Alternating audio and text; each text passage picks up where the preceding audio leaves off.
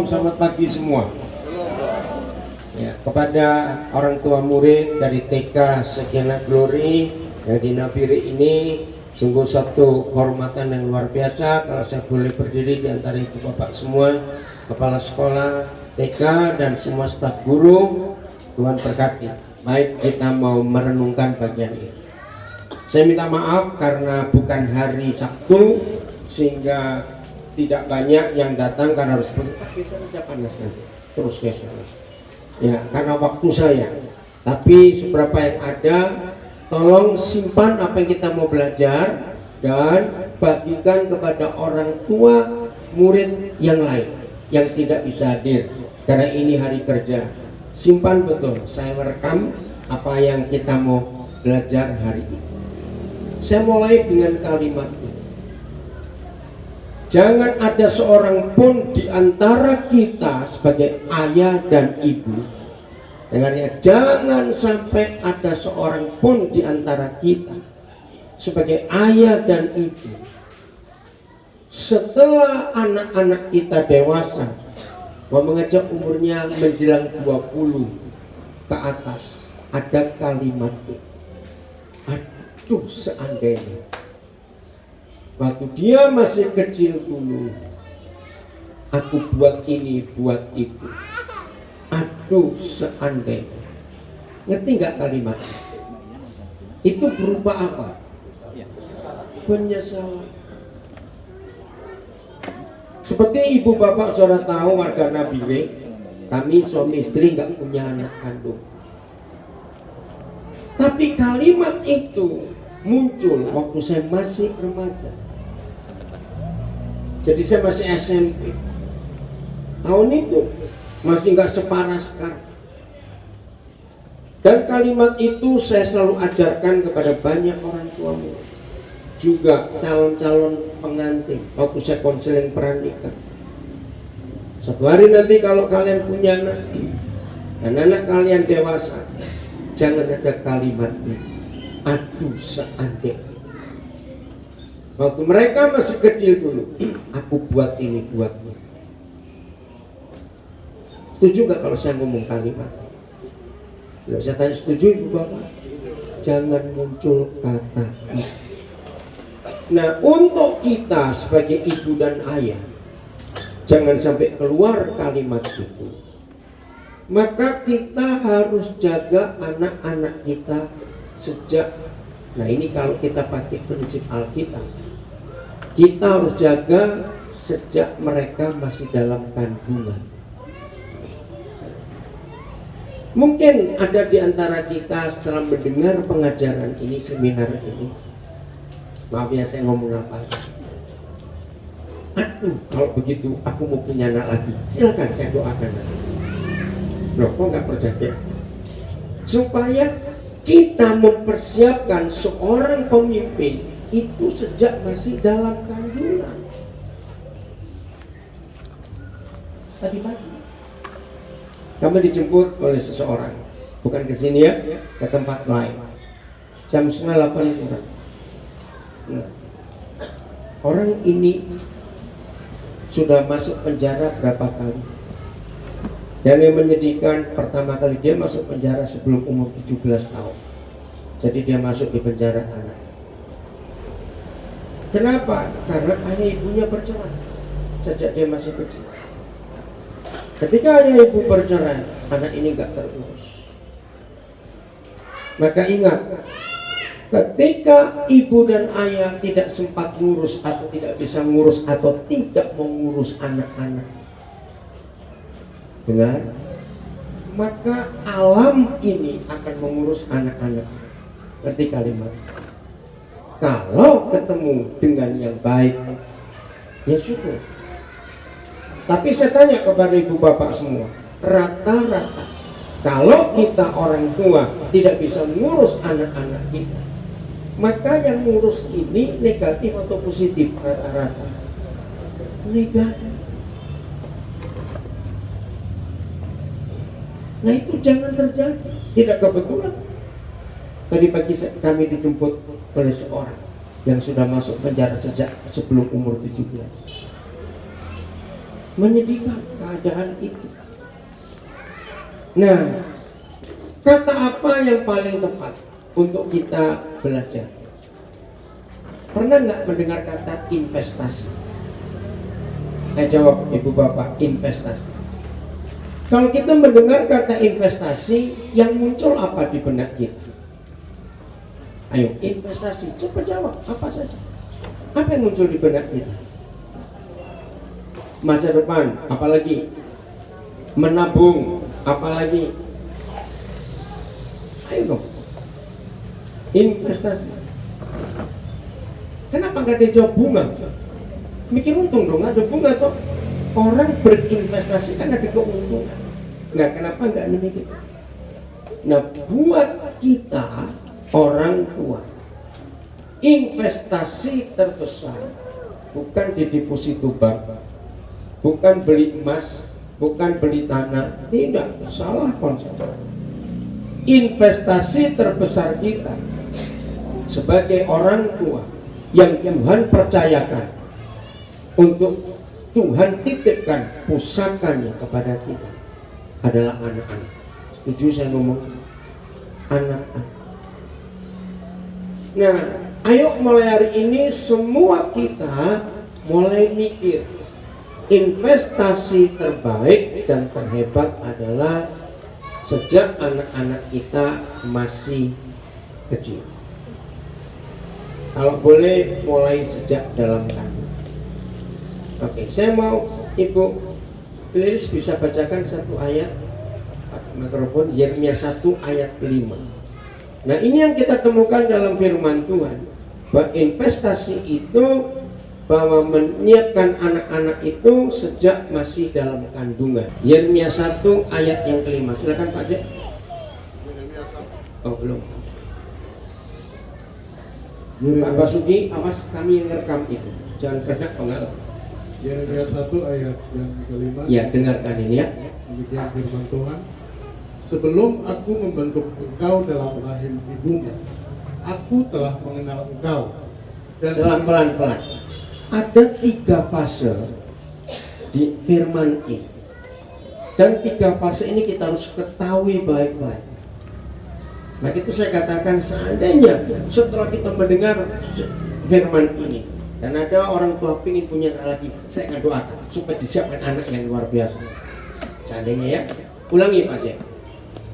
Sebelum aku membentuk engkau dalam rahim ibumu, aku telah mengenal engkau. Nah, ini fase yang pertama. Ini luar biasa. Sebelum semua kita, saya mulai dari kita ya, orang tua ini. Sebelum kita dibentuk di rahim ibu kita, ini luar biasa. Berarti ayah ibu kita sudah menikah atau belum? Belum. Tahun 70-an saya mendapat rahasia firman ini. Berarti ayah ibu kita belum menikah karena kita belum dibentuk dalam rahim ibu. Tetapi pencipta alam semesta yang kita panggil ayah, karena Yesus Tuhan telah, bukan akan, telah mengenal kita. Lama sekali saya merenung bagaimana kita sudah dikenal, bukan akan dikenal oleh pencipta kita sebelum ayah ibu kita menikah. Nanti kita belajar. Lanjut fase kedua.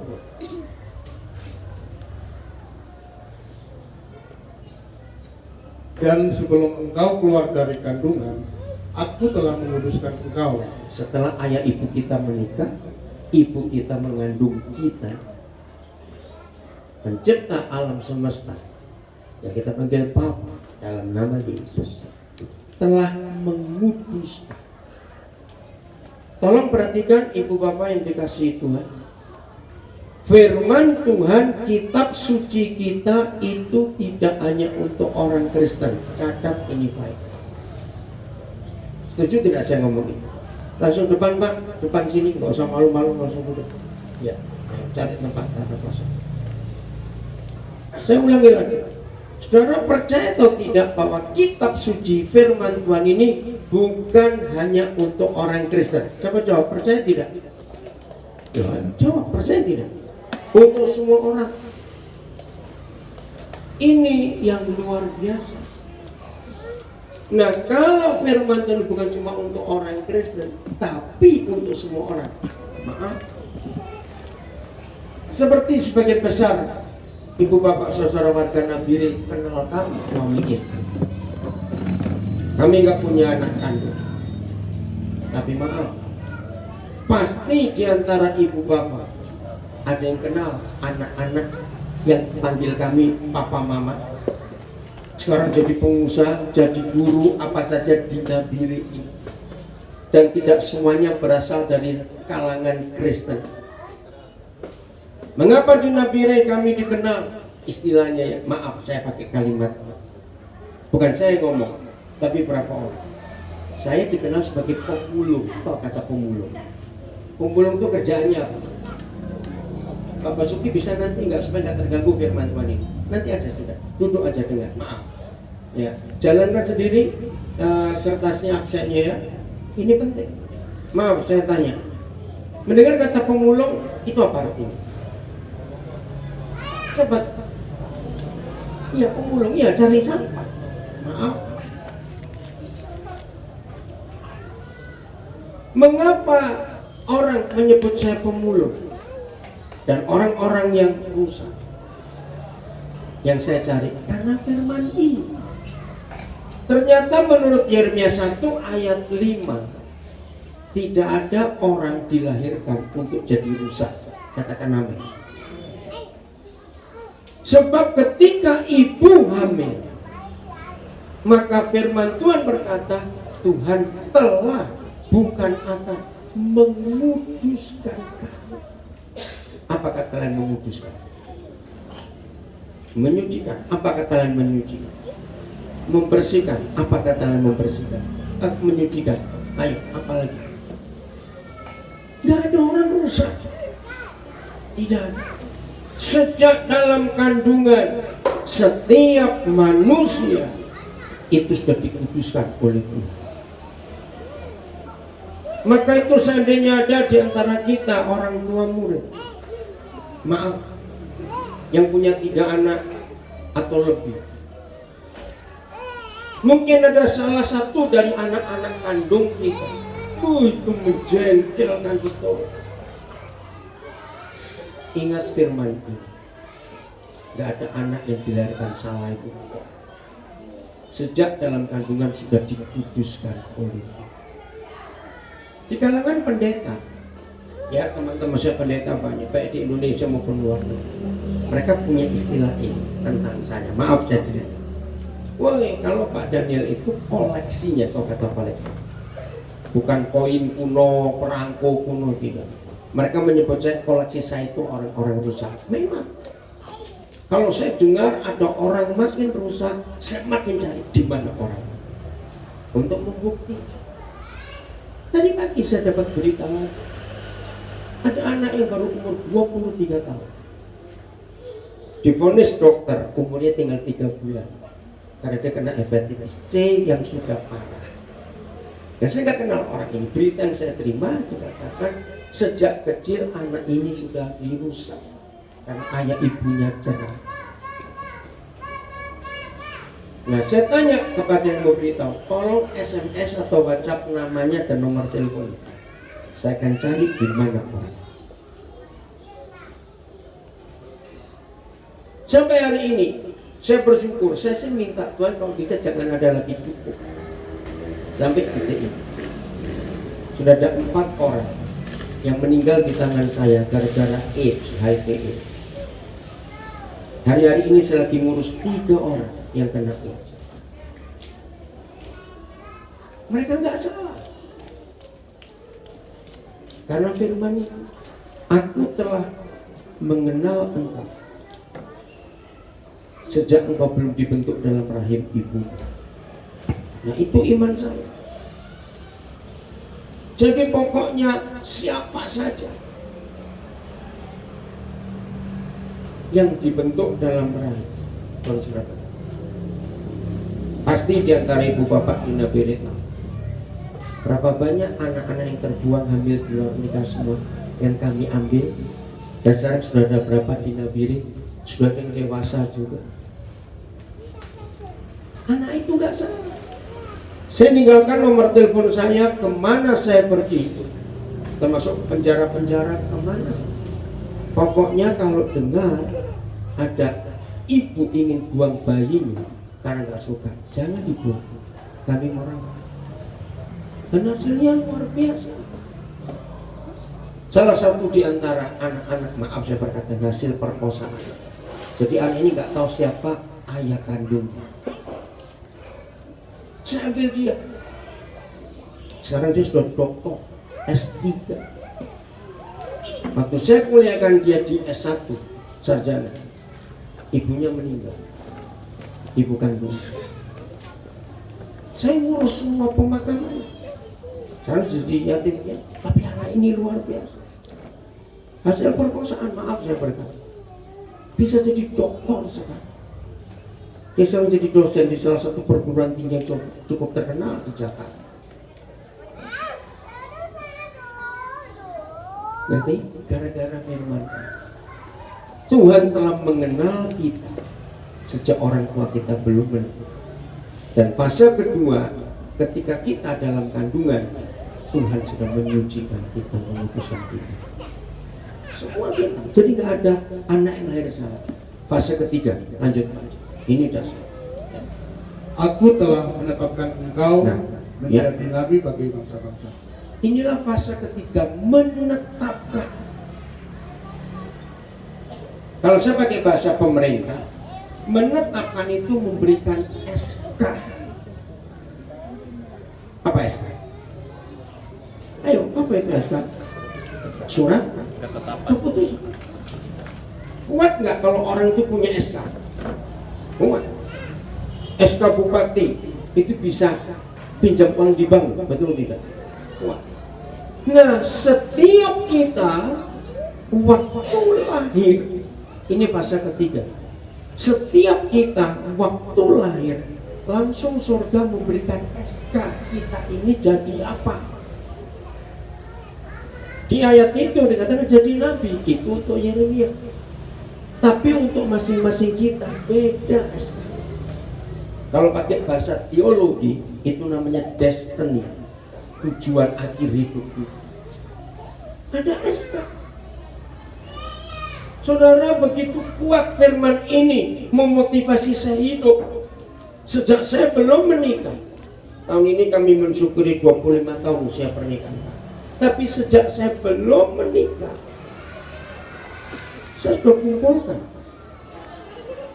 anak-anak yang dianggap rusak dan dianggap salah.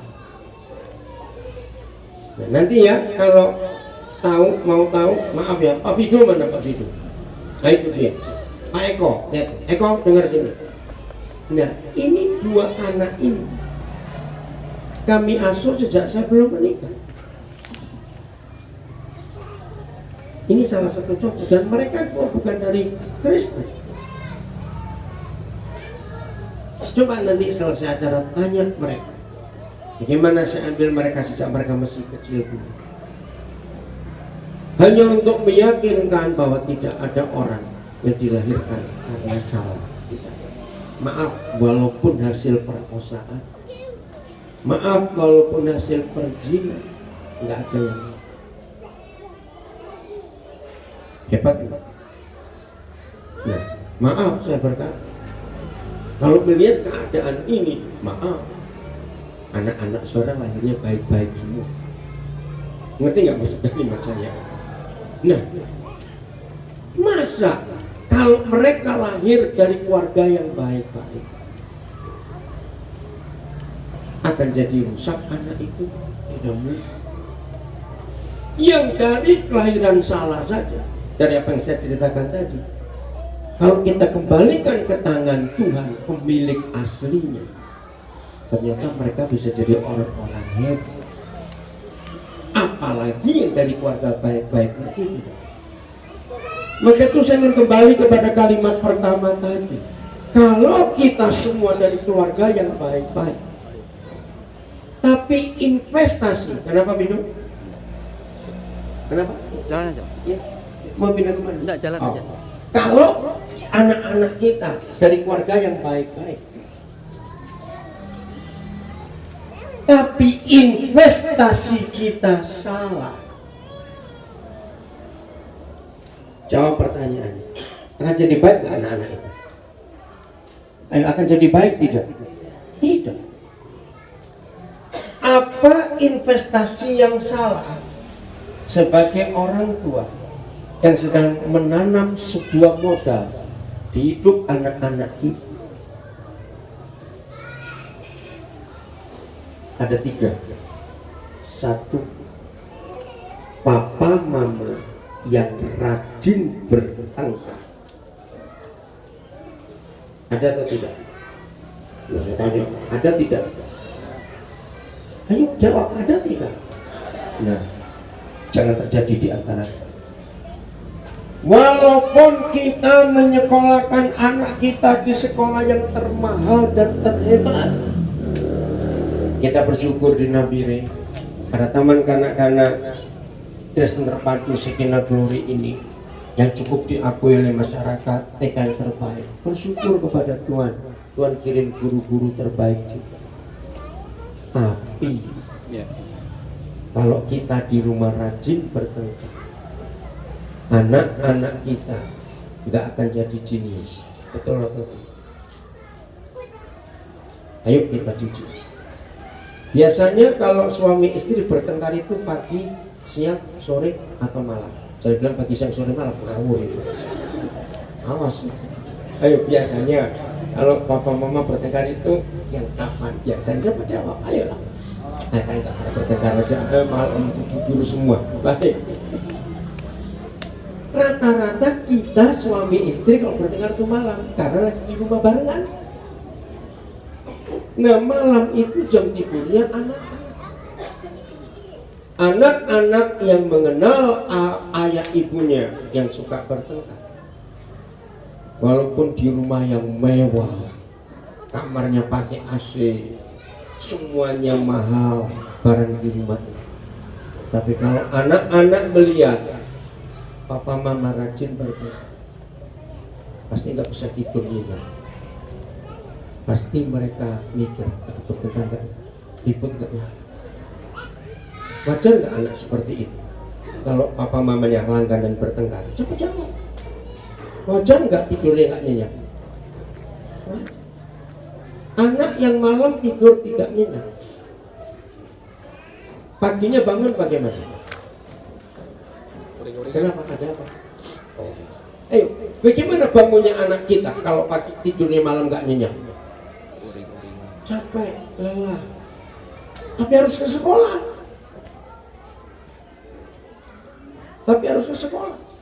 Coba perhatikan, di sekolah bisa belajar nggak? Tidak. Maka itu papa mama yang menghancurkan investasi benar untuk anak-anak kita. Saya ulangi, ada 3. 1 tadi apa?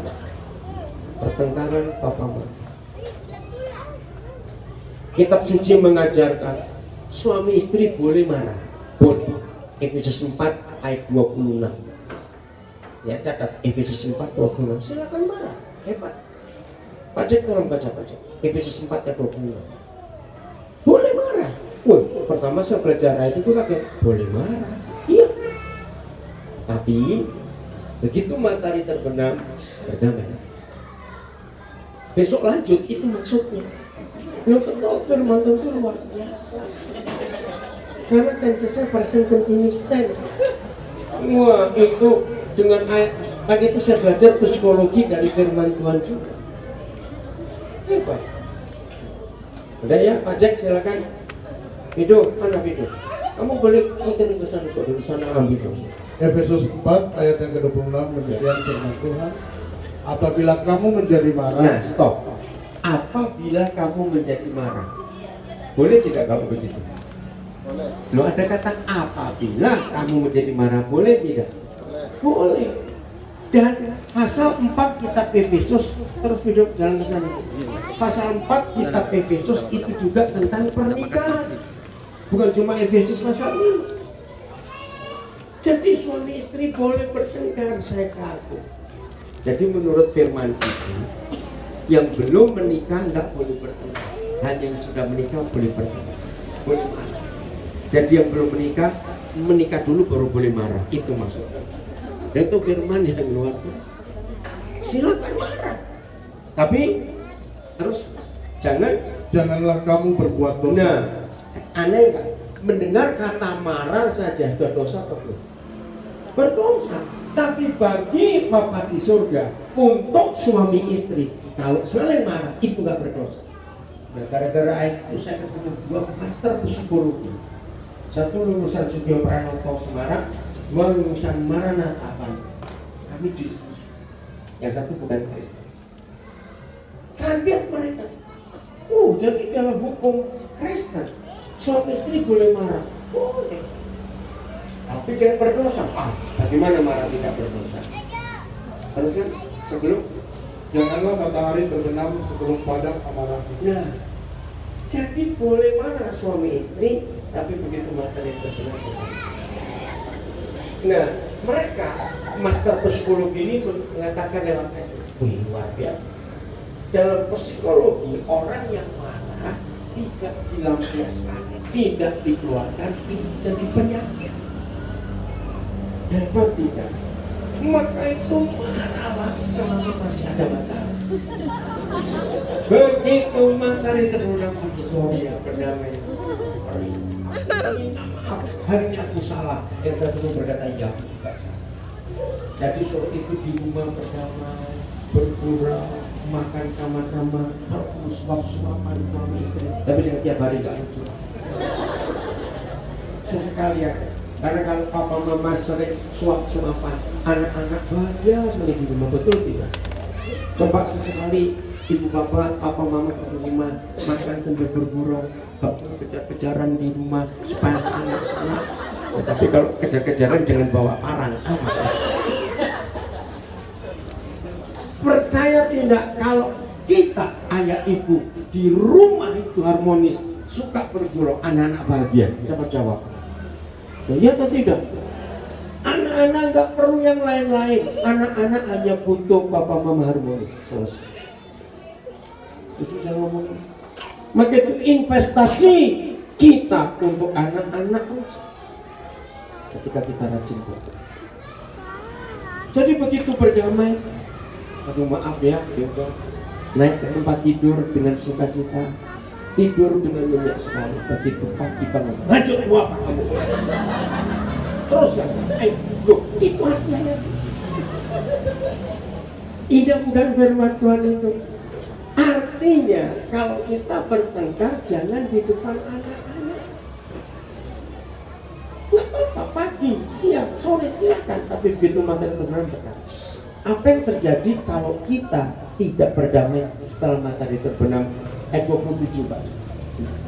Masih Efesus 4. Ini luar biasa. Janganlah beri kesempatan kepada iblis. Nah, ayat itu pendek. Janganlah beri kesempatan kepada iblis. Harus kita sambung. Ini satu paket firman Tuhan untuk Tuhan. Apa kata lain memberi kesempatan? Cepat. Apa kata yang memberi kesempatan? Peluang. Apa kata lainnya? Yang lebih simpel, lebih sederhana. Gini. Ini ukurannya short. Kalau kita punya tamu terlalu malam nggak bisa pulang, berarti tamu itu harus apa? Nginap. Nah, justru ayat 27, janganlah beri kesempatan pada iblis, itu artinya jangan undang iblis nginap di rumah. Itu bodoh atau goblok kalau ada orang undang setan nginap di rumah? Bodoh atau goblok? Cepet jawab. Dua, bodoh dan goblok. Masa setan diundang nginap di rumah? Tapi ini firman Tuhan. Ketika ayah ibu tidak berdamai, masih dendam sampai naik ke tempat tidur pada malam, berarti setan nginap di rumah. Dengarkan.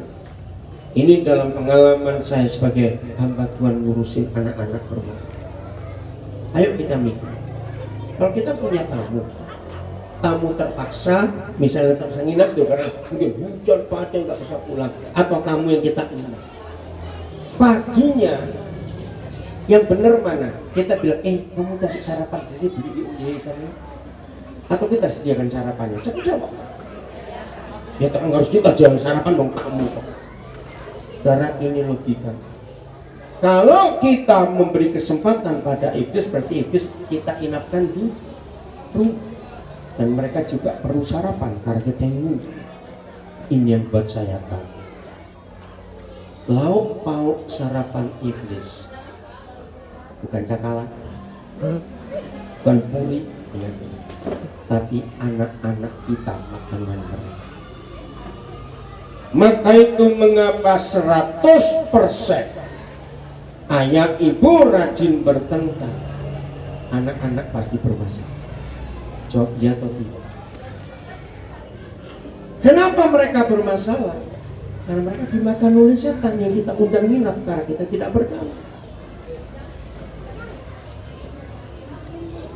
Gagal ini investasi yang nomor 2. Ada 3 tadi.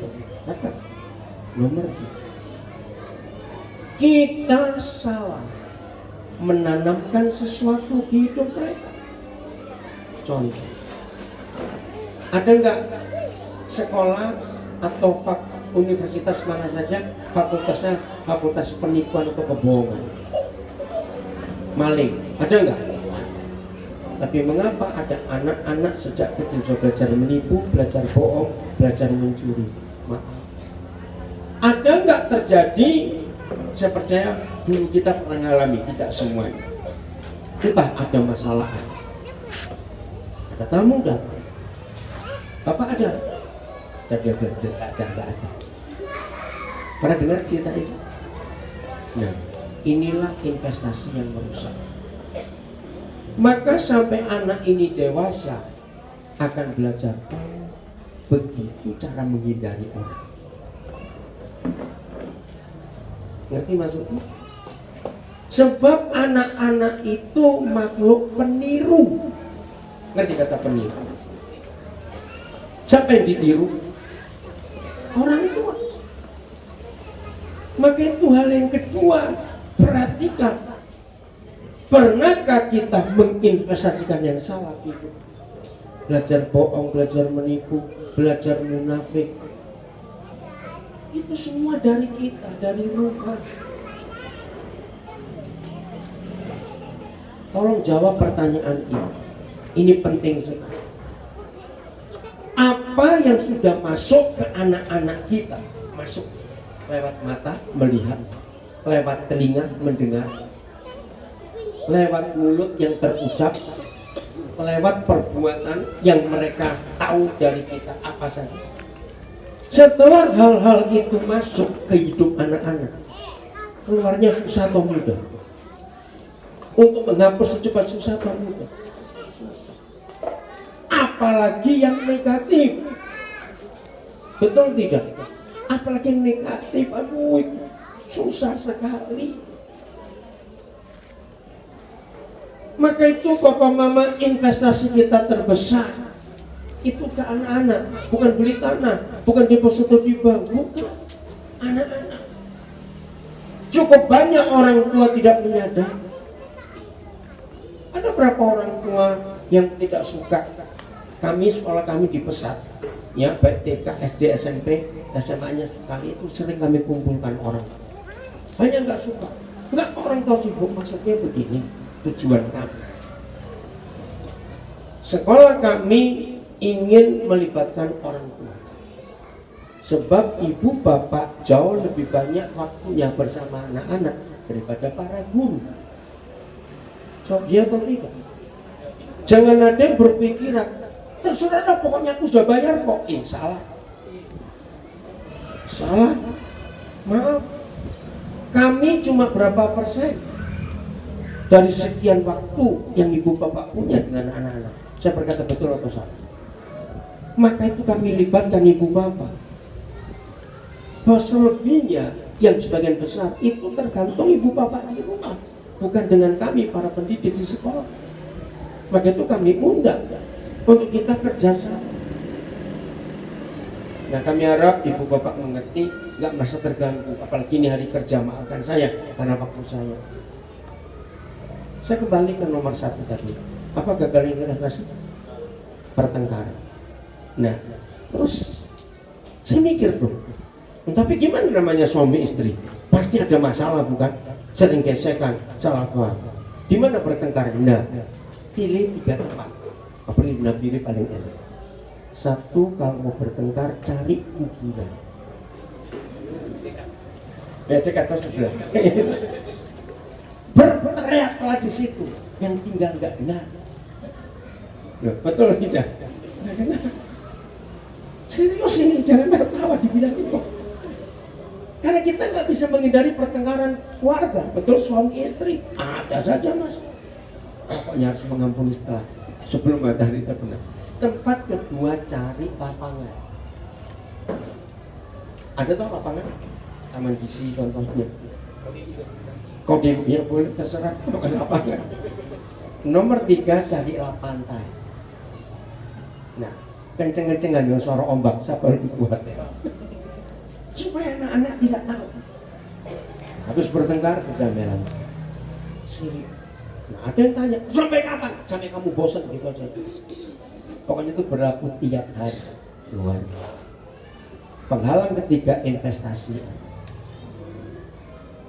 Siapa yang kita titipi untuk mengasuh? Ada tuh waktu-waktu tertentu kita sibuk. Ya kan? Nah, di kota-kota besar, saya ngajarkan. Orang-orang kaya kan punya babysitter, ngerti nggak? Ya kan? Nah, saya bilang pada mereka, boleh kalian punya babysitter, tapi hal-hal vital, hal-hal penting harus tetap mama. Ketika banyak keluarga tidak mengerti hukum ini, semuanya babysitter, mamanya suka ke salon, suka shopping misalnya, sering ada waktu buat anak. Maka itu akan terbukti kalau lebaran. Ngerti maksudnya? Kalau lebaran kan ketawa. Babysitternya pulang nggak balik-balik, anaknya nangis. Mamanya nggak pulang, anaknya tidak nangis. Ngerti ilustrasi ini? Jadi anaknya siapa ini? Nah, maka itu investasi kita hancur ketika kita salah menitipkan ke siapa anak ini kita minta untuk dijaga. Serius.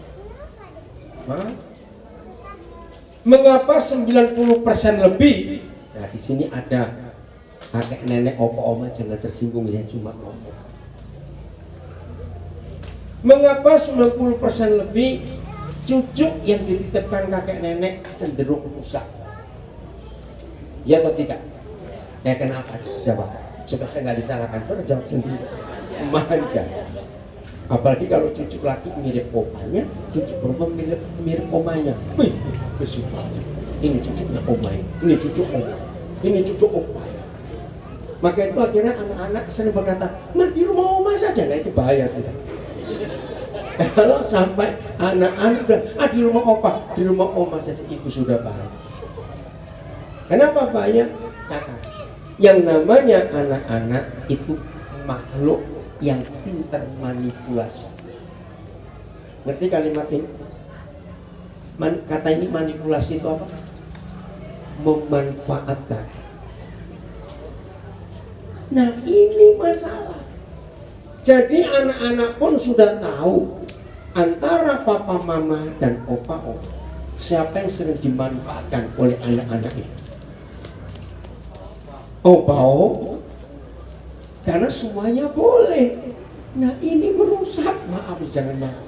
Sesekali boleh. Opa oma jaga cucu boleh, tapi jangan tiap hari harus. Awas kalau papa mama. Untung ada papa mama mantu. Awas ngomong begitu. Harus punya tanggung jawab sendiri. Karena Tuhan menitipkan itu kepada kita. Oke, saya stop. Ada yang mau bertanya sampai di sini? Baik, kita diskusi sebentar. Ada yang mau bertanya? Ayo. Jelas semua? Jadi tanggung jawabnya nggak cuma di sekolah ya, tapi di rumah. Karena dengan ibu bapak anak-anak lebih lama waktu. Kami sedang nego, itu tangga depan yang ada pagernya. Ya, kami sedang rencana beli ini, sampai sekarang masih belum putus harganya. Itu miliknya Hardian yang punya toko HP. Oh ya, Hardian ya. Nah, dulu mereka kami ajak ke Papua kena birit tinggalnya di kompleks ini. Waktu itu kamu bisa di rumahku, namanya Pak Dikdo orang tua. Nah, setelah mereka pensiun, anaknya tinggal, wah mereka kaya, mereka muslim. Nah, tolong kalau ada yang kenal Pak Ardian, saudara ikut tembus. Ini kami sedang naik, ini minta 2M harga di depan itu ada pagarnya. Nah kami ditawar separuh saja, toh bilang untuk bisnis. Perhatikan ya, untuk perkembangan pendidikan buat TK di Madinah. Ini belum ada keputusan. Nah, tolong kita berusaha sama-sama supaya bisa beli dan anak-anak kita punya tempat yang lebih luas dan untuk berhidup. Bahkan kalau boleh Juli ini bisa terpakai. Tolong kita mau berusaha. Saya beri kesempatan, ada yang mau tanya lagi untuk ini? Kalau tidak, saya akan akhiri dengan konsep Mazmur 127 ayat yang ketiga. Tapi tolong nanti kalau saudara baca kata lelaki saudara hapus, sangat salah terjemahan dalam bahasa Indonesia. Ya, tolong Pak Jack nanti kalau baca anak-anak, nggak ada kata lelaki coret. Ini sangat diskriminasi penerjemahan. Ya, Mazmur 127 ayat 3. Ya. Mazmur 127 ayat 3 demikian firman Tuhan. Sesungguhnya anak-anak adalah milik pusaka daripada Tuhan, dan buah kandungan adalah suatu upah. Pelan-pelan. Anak-anak, jadi coret kata lelaki, adalah milik pusaka daripada Tuhan. Tolong sebutkan 3 hal. Begitu kita mendengar kata pusaka, muncul apa di benak kita? Pusaka. Apa? Ayo, mendengar kata pusaka, muncul apa di benak kita? Ayo cepatlah. 3 orang. Mendengar kata pusaka, muncul apa di benak kita? Harta. Apa lagi? Apa? Berharga. Satu lagi. Harta itu barang yang sangat berharga. Ketiga, satu lagi cepat. Ayo, jangan takut salah. Mendengar kata pusaka. Apa? Aset. Lebih mulia daripada aset. Saudara perhatikan. Tidak ada pribadi lain di alam semesta yang mengatakan anak-anak itu milik pusaka daripada Tuhan. Bukan milik pusaka Tuhan. Berarti anak-anak itu barang berharga nggak buat Tuhan. Yang berharga dia titipkan kepada kita. Contoh, kalau Pak Bupati Nabire punya mobil yang sangat mahal, misalnya harganya berapa miliar, tiba-tiba Pak Bupati harus pergi, dan Pak Bupati percaya salah seorang di antara kita, orang tua murid TK Sekina Glory, terus titip mobil, dan saudara juga punya mobil. Pertanyaan, mobil yang mana saudara lebih jaga baik? Ayo, mobil siapa? Mobil Bupati. Suatu saat keadaan mendesak, mobil saudara dipakai orang, dan saudara lagi butuh mobil, dan mobil satu-satunya milik Pak Bupati. Boleh nggak pakai sembarangan? Sudah dititipkan, itu kan hak saya. Boleh tidak ngomong begitu? Tidak. Kalau toh terpaksa kita harus apa? Minta izin. Berapa banyak orang tua bertengkar dengan anak masalah masa depan? Pokoknya papa mama mau kamu jadi dokter. Padahal dia SK-nya waktu lahir bukan dokter. Ngerti nggak contoh? Banyak nggak orang tua dengan anak-anak bermasalah? Karena tidak sadar ini milik siapa. Kita nggak boleh ngatur masa depan anak-anak kita sesuai kemauan kita. Setuju saya ngomong ini? Ingat, pusakanya siapa anak-anak? Tuhan. Kita harus tahu. Termasuk nanti kalau mereka menikah. Awas 2 hal yang tidak boleh kita paksakan ke anak kita. Jangan ngomong gini, nak, papa mama ini miskin dari dulu. Cobalah kalau kamu nikah jadi orang kaya, harus ngomong begitu. Ada nggak orang tua ngomong seperti itu? Maaf. Nah itu nggak boleh. Maaf. Kalau sampai ada orang tua mikir begitu, kita kejar, kita jual anak untuk kepentingan kita. Betul tidak? Yang kedua, kesukuan. Awas. Usahakan kamu menikah dengan satu suku. Awas. Tuhan paling benci rasialis. Tujuh saya ngomong ini. Tidak. Selama kita ingat anak-anak itu milik pusaka daripada Tuhan, berarti kita cuma tipi-tipi. Pemiliknya tetap Tuhan. Kita harus tahu anak-anak kita harapkan. Dan buah kandungan itu hadiah. Kalau ada kata hadiah itu kan pemberian. Nah itu dia, jaga. Ayat terakhir ayat 4 Mazmur 127. Nah ini penting. Ayat yang keempat Mazmur 127. Seperti anak-anak panah di tangan pahlawan, demikianlah anak-anak pada masa muda. Nah, lama saya mengenal firman ini, cuma saya nggak punya bayangan setelah sampai Papua. April 90 pertama kali saya landing di Jayapura. Berapa hari kemudian saya ke Wamena, langsung masuk ke pedalaman. Saya belum menikah waktu itu. Kaget, wih di sini, apalagi waktu itu orang bawa panah jalan tuh enak saja. Ngeri buat kami yang dari Jawa. Panah gimana? Nah ayat itu akhirnya kami ngerti. Kenapa Tuhan mengatakan bahwa anak-anak kita itu anak-anak panah dan ingat milik pusaka daripada Tuhan? Ada 3 hal penting tentang anak panah. 1, seruncing-runcingnya, setajam-tajamnya, sekuat-kuatnya anak panah. Kalau nggak ada yang membidikkan, dia berfungsi tidak? Coba jawab, berfungsi tidak? Tidak, dia akan tergeletak. 2, tajam, kuat, runcing, punya pembidik, tapi pembidiknya teler. Ngerti? Ketemu sasarannya enggak? Meleset. Nomor 3, coba baca ayat yang kelima terakhir. Ini anak panah, ada 3. Yang ketiga, ya. Ayat yang kelima Mazmur 127.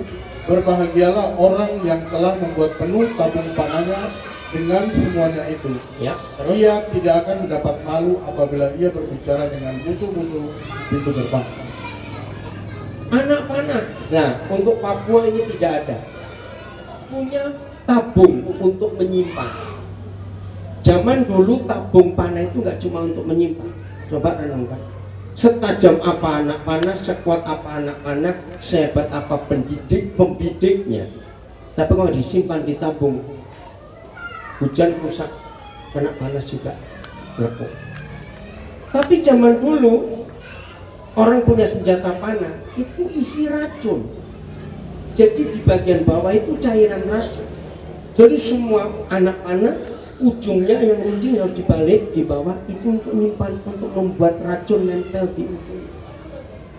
Nah di situ kita belajar siapa tabung panah anak-anak panah, apa nama? Keharmonisan orang tua itu membuat panah-panah itu terjamin rasa aman, betul enggak? Aman, tenang. Ketika papa mama memeluk anak-anaknya, anak-anak itu aman. Maka itu mengapa setan merusak keharmonisan kita sebagai papa mama. Sekarang kita tahu tujuannya supaya anak-anak panah rusak. Berapa banyak anak-anak panah tercecer, nggak punya arah dalam hidupnya. Banyak atau sedikit? Banyak, karena pahlawannya siapa? Papa mamanya ini nggak punya sasaran, nggak tahu mau dibidik kemana. Berapa banyak anak-anak tidak punya masa depan yang baik. Jangan salahkan mereka. Siapa yang salah? Pembidiknya. Karena kita nggak punya sasaran. Maka itu salah satu sekolah pesat di Nabire namanya sekolah SMP SMA anak panah. Karena konsep ini kami ingin menyiapkan generasi yang punya sasaran. Nah itulah tujuan. kita. Kiranya hari ini semua kita menyadari tanggung jawab kita. Jadi suami istri boleh bertengkar? Loh, jawab boleh? Boleh. Tapi kapan berdamai? Sebelum matahari terbenam. Kalau kita nggak berdamai setelah lewat matahari terbenam, berarti kita mengundang iblis nginap di rumah. Ingat itu. Nah, kalau kita punya tamu harus diberi makan. Siapa lauk pauknya? Anak-anak kita ini. Investasi untuk anak-anak kita. Sejak kita belum menikah, Tuhan sudah kenal anak-anak. Maka itu jaga baik. Oke? Tuhan memberkati kita semua. Mari kita jadi orang tua yang benar di hadapan Tuhan. Amin. Ya, selamat jadi orang tua yang benar. Tuhan memberkati kita.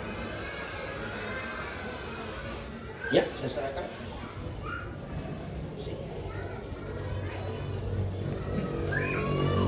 Puji Tuhan, mari kita beri aplaus buat Tuhan.